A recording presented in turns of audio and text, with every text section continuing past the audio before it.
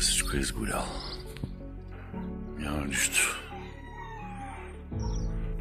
Студът унищожи много, но не всичко е загубено.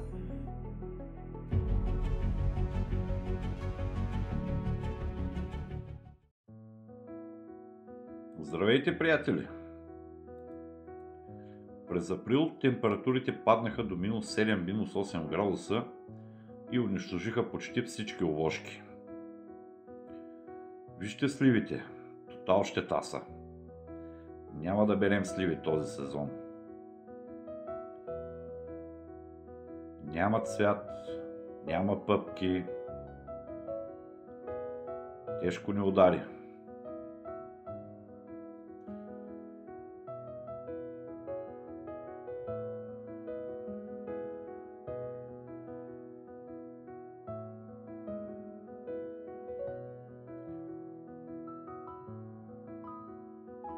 Когато видяхме измръзналите стебла на картофите, ни се свиха сърцата.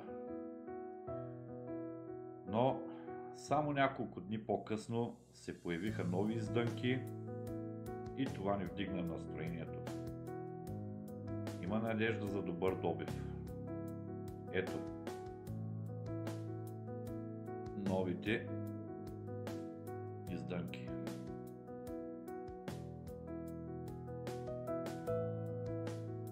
Горели.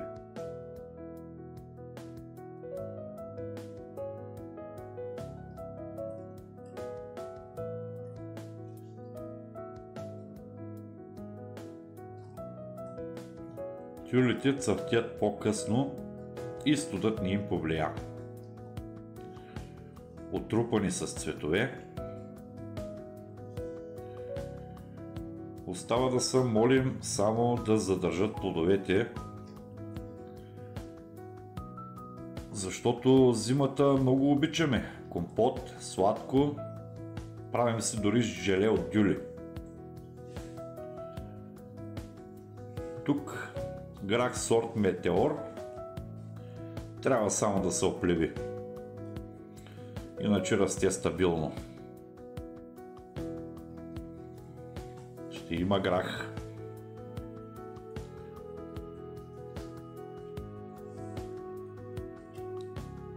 Ето го и лозето. Пъпките са тръгнали навсякъде.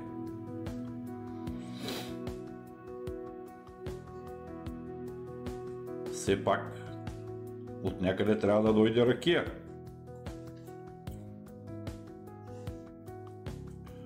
А това са 3 броя размички от есента. Вече са се прихванали и пускат свежи листенца. Радваме се на този малък успех. Трябва да се подновяват.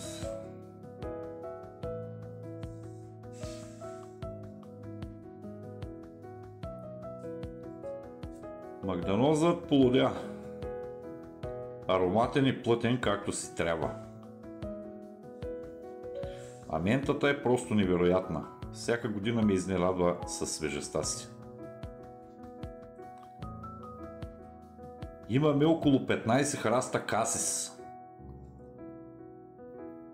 Растат здрави и силни. Добра листна маса. Един от тях обаче има някакво заболяване. Ако някой знае как да се справя с това нещо, ще съм много благодарен за съвет в коментарите.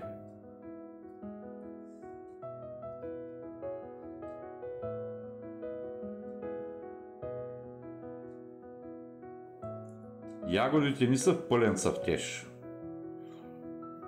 Изглеждат страхотни и вече си представям сочните плодове.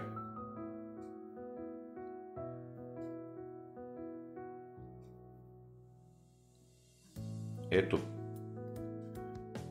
Цвят има почти навсякъде. А те си дават през целия сезон.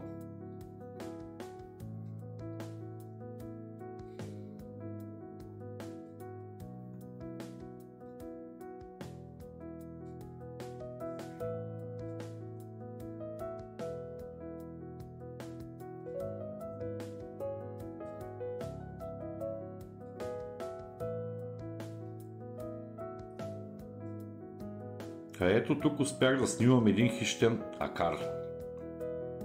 Той е помощник в борбата с вредителите. Абсолютно естествено. Малините вървят отлично.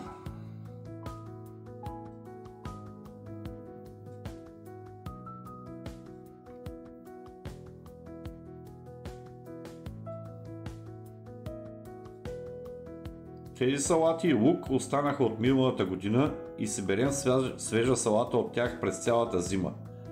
Много устойчиви култури. Тук са двете зелки от миналата година. Вече сформират семе. Ще го съберем, когато е готово за есенния растат зеле кюсе.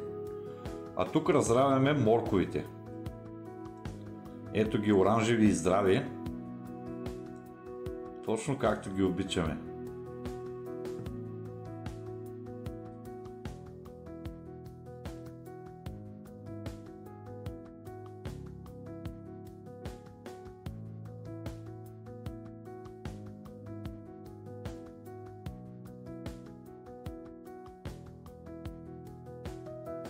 Ето още от зелето.